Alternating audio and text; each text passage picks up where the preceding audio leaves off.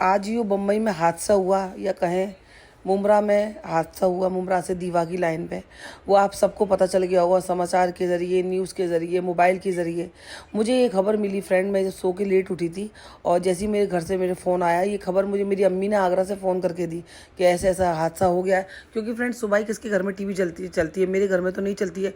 और सुबह उठ के फ़ोन भी नहीं देखती हूँ मैं कि चलो देखते हैं कि कैसा क्या हो रहा है, अपना काम करने में लगे रहते हैं। तो यहाँ से अम्मी ने फ़ोन किया मुझे कि ऐसा ऐसा हादसा हो गया है। तो तुरंत मैंने अम्मी का फ़ोन काट के सोहेल को फ़ोन लगाया कि भाई सोहेल भी रोज़ औरों की तरह रोज़ सफ़र करने वाले हैं लोकल ट्रेन में। सोहेल को फ़ोन किया, सोहेल की आवाज़ सुनी, बड़ी तसल्ली हुई और एक पल को ये भी लगा और उस वक्त अल्लाह का शुक्र भी अदा करा। और उस वक्त ऐसा भी लगा यार कितने लोगों ने फ़ोन किया होगा अपने घर वालों को, अपनी माँ बहनों को, जो कि अब इस दुनिया में नहीं है फ्रेंड। और ये हादसा छोटा नहीं था, बहुत बड़ा हादसा था। लेकिन क्या करें फ्रेंड, सरकार ये सब चीज़ देख के आंखें बंद करके बैठती है। सब कुछ देखती है, सब कुछ उसको पता होता है क्या चल रहा है क्या नहीं चल रहा है, हर एक चीज़ पे उसकी नज़र होती है। लेकिन गांधी जी के 3 बंदरों की तरह कुछ बोलना नहीं है, कुछ सुनना नहीं है और कुछ कहना नहीं है। सिर्फ पैसे आ रहे हैं उनके पास और कुछ नहीं है, लोगों की जानों की कोई कीमत नहीं है। ये हल्ला, ये उधम, ये न्यूज़ शायद कुछ दिनों तक चलेंगी। कुछ दिनों के बाद सरकार क्या एक्शन लेगी ये सब भूल जाएंगे। लेकिन क्या कर सकते हैं फ्रेंड, काम पे जाने वाला काम पे जाना नहीं छोड़ सकता। उसका पेट है, उसका परिवार है, उसके बच्चे हैं, उसके लिए उसे रोज़ निकलना पड़ेगा।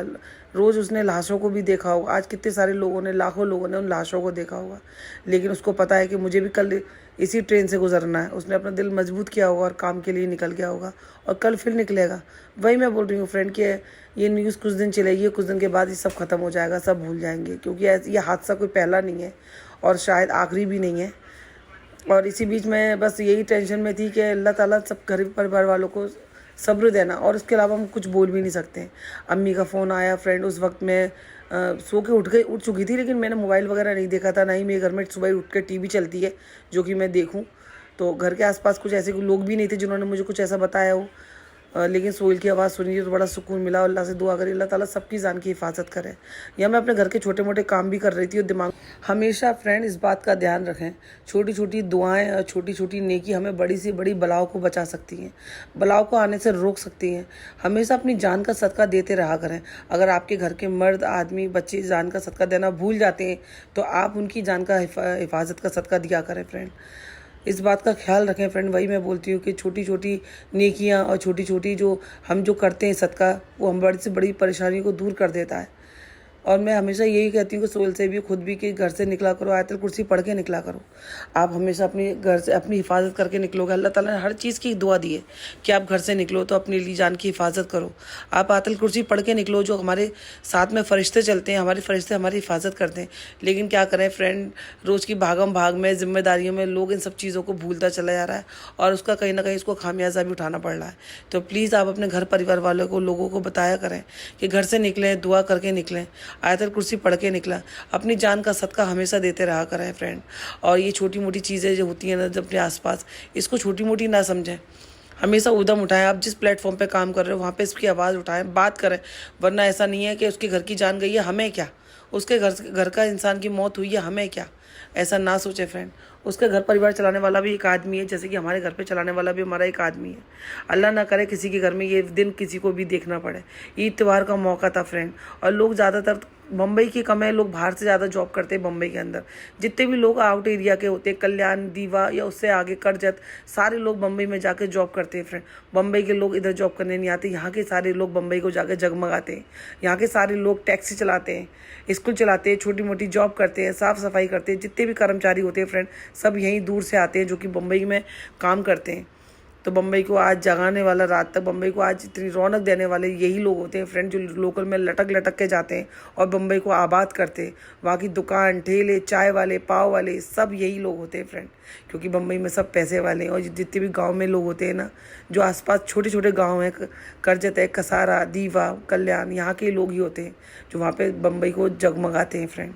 तो हमें इस बात को दबाना नहीं है, हम हर तरीके से अपनी तरीके से बात को आगे रखना है। अगर कोई मुहिम है उसमें हिस्सा लेना है, चुप नहीं रहना है कि भाई मेरे घर का थोड़ा है, मैं क्यों बोलूँ।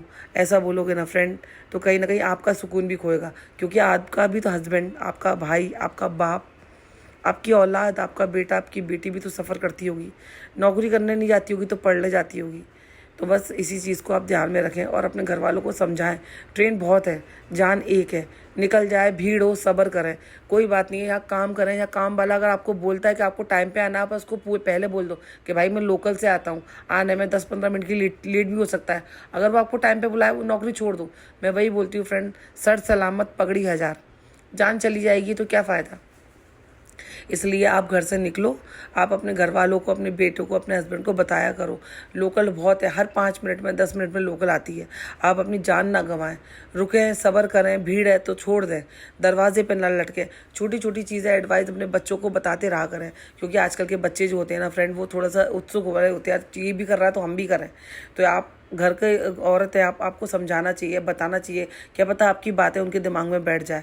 ऐसी जगह कहीं काम ना करें जो कि आपको बोले कि आपको भाई 10 बजे आना है, आप उसको पहले ही बोल दें भाई मैं इस जगह काम करता हूँ, मेरा रोज़ का सफ़र आने जाने का होता है, मुझे लोकल से तय करना पड़ता है, बारिश का भी टाइम होता है, भीड़ भी बहुत हो गई है मुंबई में, तो मुझे आने में लेट भी हो सकता है। अगर ऐसा आपका समझता है वो, आप वहाँ पर काम करें, वरना ऐसी नौकरी छोड़ दें फ्रेंड।